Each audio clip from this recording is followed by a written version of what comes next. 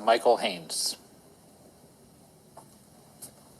Hi, Dr. Hi, Tarver. thank you, Welcome Senators. to the committee. Thank you so much. My name is Linda Lee Tarver. I'm a Michigan voter, former Michigan Civil Rights Commissioner, a retired state employee, and a Republican activist.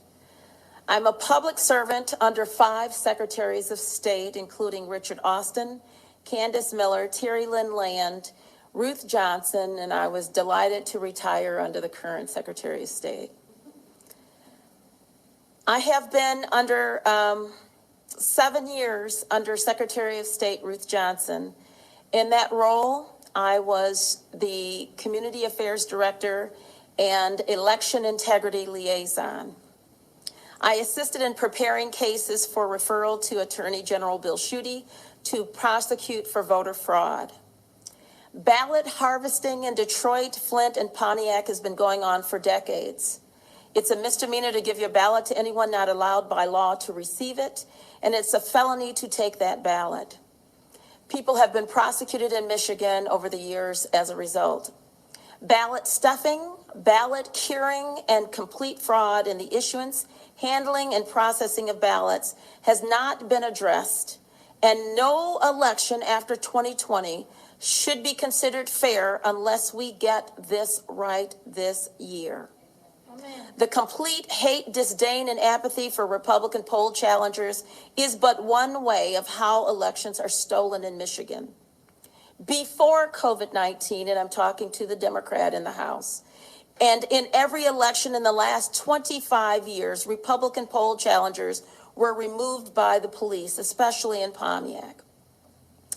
MCL 168.733 says, the election inspectors and other election officials on duty shall protect a challenger in the discharge of his or her duties. Shall protect is not an option. Shall protect. It is never done in the urban areas. Never, never, never in the urban areas. In the 34 years I've been working for the state of Michigan, and certainly not the 29 years I've been working at the Secretary of State. It also says in subsection 4, a person shall not threaten or intimidate a challenger while performing an activity allowed. You shall not threaten or intimidate.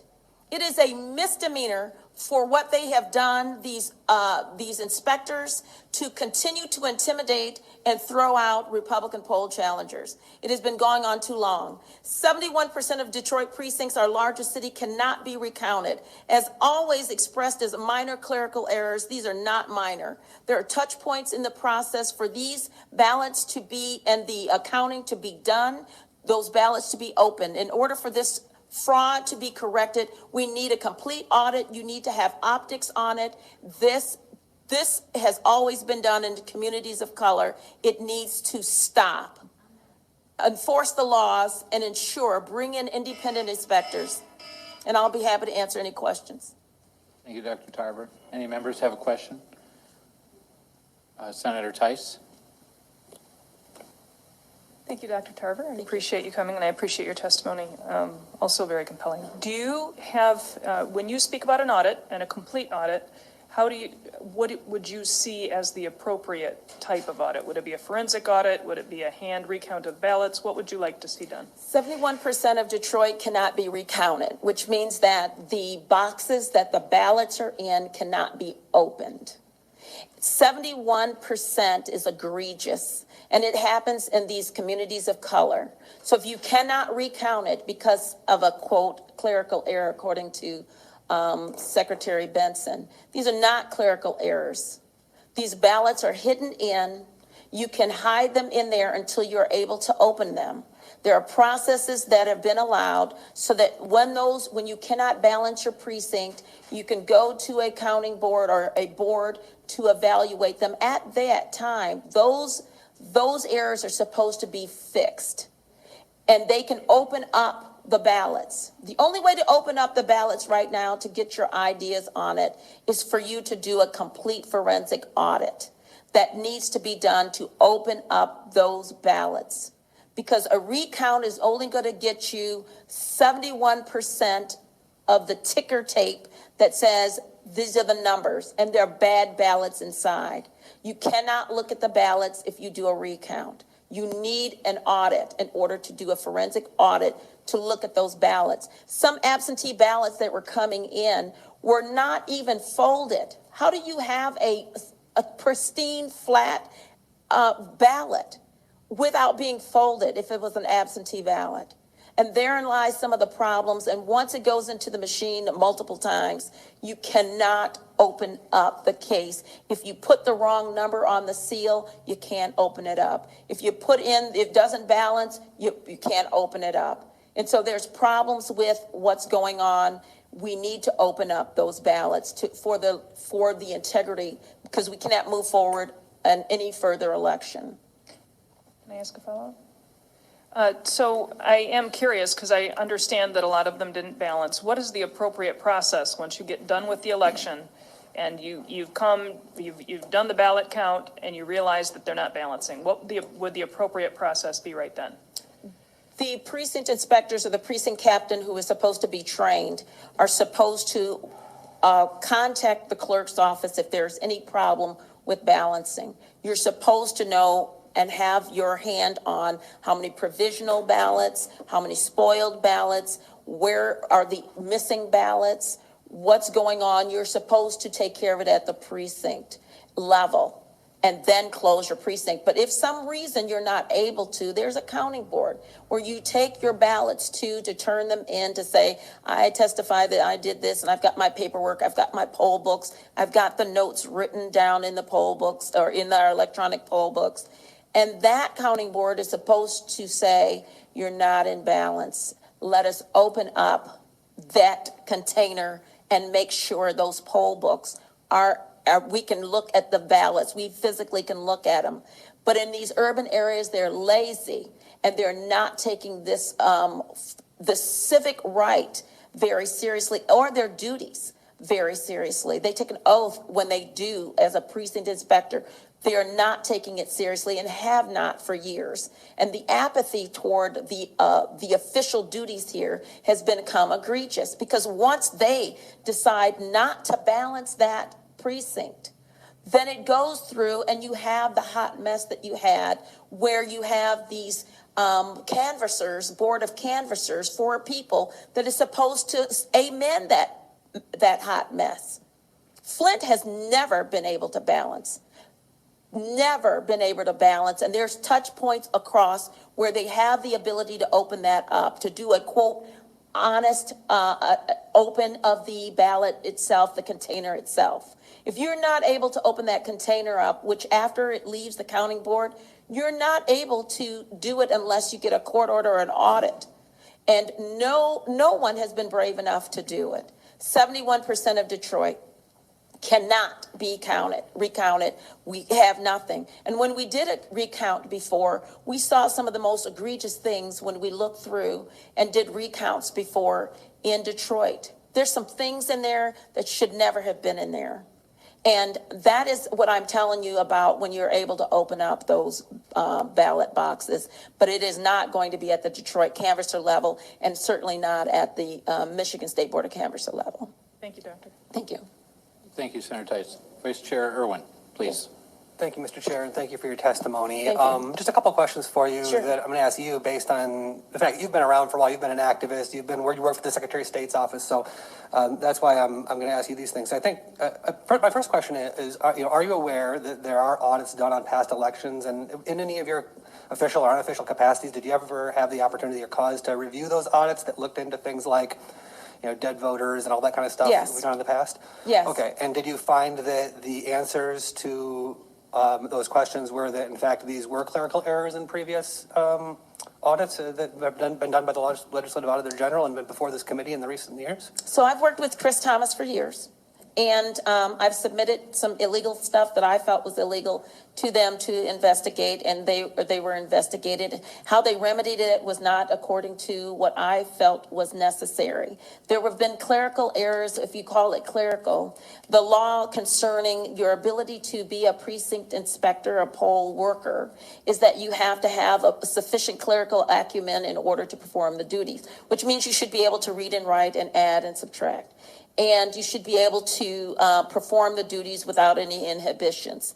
We know that there are over 500 precincts in Detroit, and many of the people who will come and get trained, some of them will not show up. But the ones that do show up, they are not given sufficient training on how to legally perform the duties that they have. However, if they are told that the challenger is the enemy, this person standing behind you is the enemy, and they have not been told that the person behind you must be protected, you will not be able to address some of the oversight, laziness, ignorance of the law, ignorance of the process, and lack of training. And so one of the ways that ballots are, the election fraud occurs is when you have workers who are not properly trained. And that's where we are finding is lack of training. They're in a hurry. They're not sure what to do. But those clerical errors are mixed with clerical errors, but a lot of them are considered fraud. I would have referred all of them to the Attorney General if it were me. But Chris Thomas and others decided not to. They tried to remedy those things as best they can, but unless you put the full faith into the law and start prosecuting people, we will continue to see what we've been seeing. 71% of Detroit cannot be recounted. And I would not want to run on a Detroit city nothing at all. I would not want to run in the city of Detroit knowing that there have been, quote, clerical errors, that some of them are illegal. There are ballot curing problems. We have seen people walk into the clerk's office in Detroit with a stack of 75 ballots. Janice Winfrey is standing next to me. And this guy is not related to all of these people. He's not a postal worker, nor does he work for the clerk's office. These are ballot harvesting has been going on.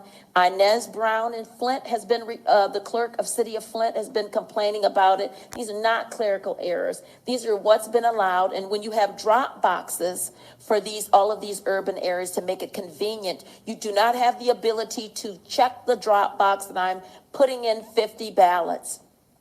If you don't compare the signatures, you toss the signature out. You don't compare the signatures, you're supposed to. It's in the law. We are not following the law, and we are not following it in every election. And the larger the jurisdiction, which are people of color, people who look like me, the more fraud that can be inserted into stealing an election. And that is a problem, and we need to stop it.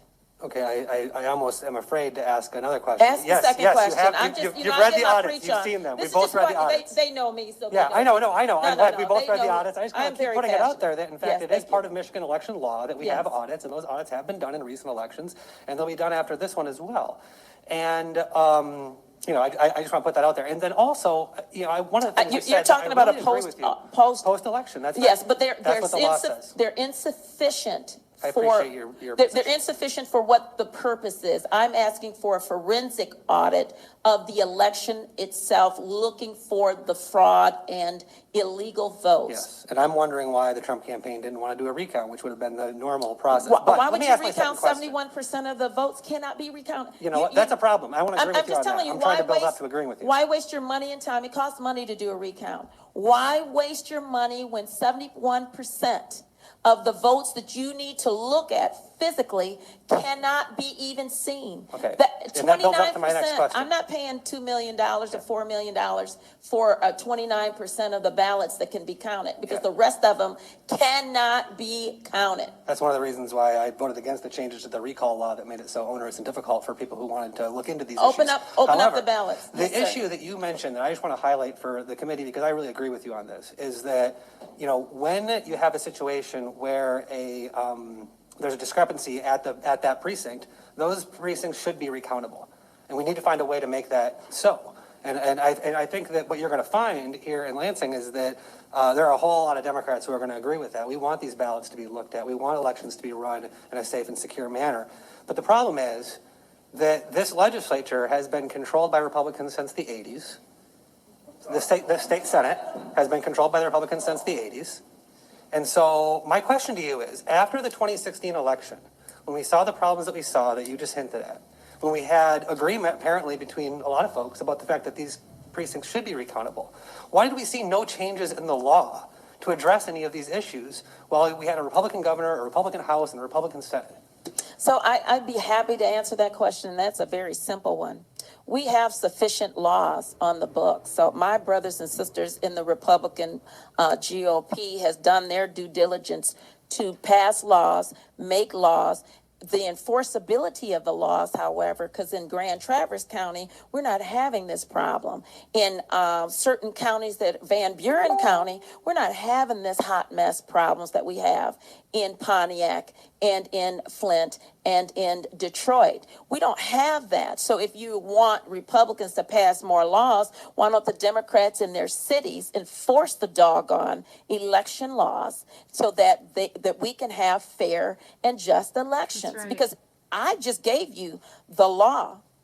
It's a felony for me to give my friend, next door neighbor, my ballot. It's a misdemeanor for me to give it to them, and it's a felony for them to turn it in. A felony. It is not enforced. And we have situations in the inner cities and these Democrat-controlled areas, because that's what we're talking about. Democrat-controlled areas cannot seem to balance their elections. And because they have been habitual violators of the inability to balance their election because of either ignorance, apathy, lack of leadership, or lack of caring about their election integrity. Because if you add more laws to the books, you still have people who will not follow the law. And if you don't enforce the law, if you don't bring in Republicans to say, I am going to be a poll worker, if you need 5 Republicans in the building, make sure 5 workers are. Contact the Michigan Republican Party. Ask them for 5 people or 25 people or 200 people to work it. And then when the challengers come in, you protect them. You don't put them out. You don't call the police on them. You're supposed to protect them according to the law. If you follow the law in the urban Democratic controlled areas, then we would not be here today. I certainly wouldn't be here. But in 25 years that I've been monitoring elections, working with the Secretary of State, the last 8 doing election integrity, it's been a hot mess in the same Democrat-controlled areas. We don't need any more laws. We need to enforce the laws, and we need to open up the doggone ballot boxes. But we are agreed that we need to change the laws on Thank you. recounting precincts. We do Thank agree you. that we need to change the law on recounting precincts, right? Pardon me? We should change the law on recounting precincts. That was the We're subject of my not- question. we're not changing the You went laws on a for nice political recounting. screed, but the No, question no. was about that specific law, allowing the recounting of imbalanced precincts. No, we're not. Let's change that law. We're not trying to talk about recounting for imbalanced precinct. The balancing of the precinct can come at the counting board level. You think that the ballots come out and then all of a sudden it's given in and locked up in a box. It is not. Once it leaves the precinct, it goes to a counting board. They have the full authority to open up that ballot box because it's not balancing. If the seal is broken, if this is broken, they can reseal it at the counting board. There is a law with the counting board, and it's lazy in the inner cities of color, of people who look like me, are not doing their job. And it needs to be done so that we can count 100% of the precincts instead of 29%. That's what needs to be done, is to make sure people are doing their job. You won't get that in an audit. What you will get in the current fake audits that we've been having and these fluff audits that we've had right now, you will get, well, these can't be recounted, so okay, so we can't do that. Here's what we can. You will get an audit of the 29% in Detroit that can be recounted. That's all you're going to get. Because we need to see the 71% of the fraud that has been locked up and will be destroyed after so many years. That's what we need to see. Thank you, I'll take Senator. any other questions. Thank you, Senator Irwin. Senator Lucido. Thank you. Thank you, Mr. Chairman, and thank you, Dr. Tarver. I got to tell you, I can't agree with you more. My whole problem is sitting in this chair today and leaving the Senate to go prosecute those crimes. Why was it when the Secretary of State, which you were there how many years? I've been with the Secretary of State 29 years. Almost 30 years. And we've been in this room here over 6.5 hours. And the irony is, it's about the same issue. If the people are doing their jobs and the integrity of the vote is being respected, we wouldn't be in here today. That's right. Two is 71% can't be counted because Of fraud or apathy or incompetence or clerical error or all of the above. So we did some testimony, and the chairman was gracious enough to bring in 3 separate identifiable clerks from 3 separate identifiable counties. We asked these questions. How many of the ballots weren't signed that you didn't count? How many didn't look like signatures? I mean, we went into the deep dive because there's so many people that are so disenchanted. I don't want them to give up on the vote. I want them to remember that people sacrificed their lives for these amendments. People who look like me died to get the right to vote. And I'm telling you, it is sacred. And this discriminatory practices with women not getting the same right that men years ago. If it's a felony, it's a felony. If it's got to be prosecuted, it should be. Otherwise, the whole fabric of this entire nation falls apart. Discrepancies in the precincts, I get it, to my colleague up here. If you're going to have discrepancies, it's if it's an easy fix. But I'm not hearing things from all over the state. I'm hearing them in segregated areas, and I think you are targeting these areas by saying people are either inept to do their job or they don't care about doing the job. They have either been instructed not to care or have been allowed to, over the decades, not to be held accountable for the lack of accountability in the sacred vote. When you have gone so many years, people do not want to be called racist. Right. And if you're going into urban areas, in particular Detroit, you're hearing, why are you trying to disenfranchise the black vote? Yeah. You are racist, racist, racist. I think this, and But that has been the mantra to allow for the 71% of no accountability when we have safeguards in place to ensure the balancing of the precinct and the seal that is not broken. Dr. Tarver, those ballots are not of color. I agree. They are one color. That's right. And they go in and they have parties on them. And the disrespect that I've heard throughout the process in Wayne County, in Detroit, only leads me to believe that even an audit process, and I got to ask this question, if 71% can't be counted, Cannot. the audit process to spend the kind of millions of dollars that it would take, and I really don't even know what CPA firm or what firm would do an audit. Have you, in your almost 30 years with the Secretary of State, could you identify a firm that specializes in election audits? We'd have to bring in the federal government. The forensic audit that is needed Yep. is not going to be what has been done in order to open up those ballot boxes, which we need to. So That's where we need to open up the ballot boxes. if this has never been done, if this has never been done in the history of this country, I'm asking this question.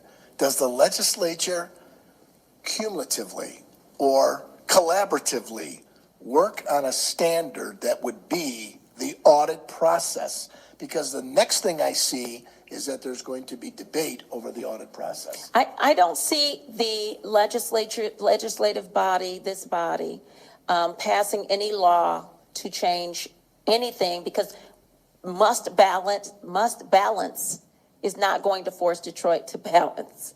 Must balance is not going to force Inez Brown, the city clerk of Flint, to balance. Must balance. She has never been able to balance since she's been an election clerk there. So she's never balanced. Pontiac won't balance. There's a few other places, mostly urban areas, that will not balance. And they don't have to be as large as Detroit. They just won't balance. And if we don't have a mechanism in place, because once you pass a law that says we're going to do this, it is not going to be heeded, because then if you try to enforce it in the urban areas, you'll be considered a racist. You'll be considered disenfranchising the voters. You're just trying to check on us. Oh, black folks from Detroit need to have our whatever 71%. If you can't count it, you can't count it. And this Secretary of State will call it small clerical errors. And that is the mantra and talking points that should not be done. This is not a small clerical error. If there is fraud in those 71%, they need to be opened. Open the boxes. And that's going to be the new mantra, hashtag open the boxes.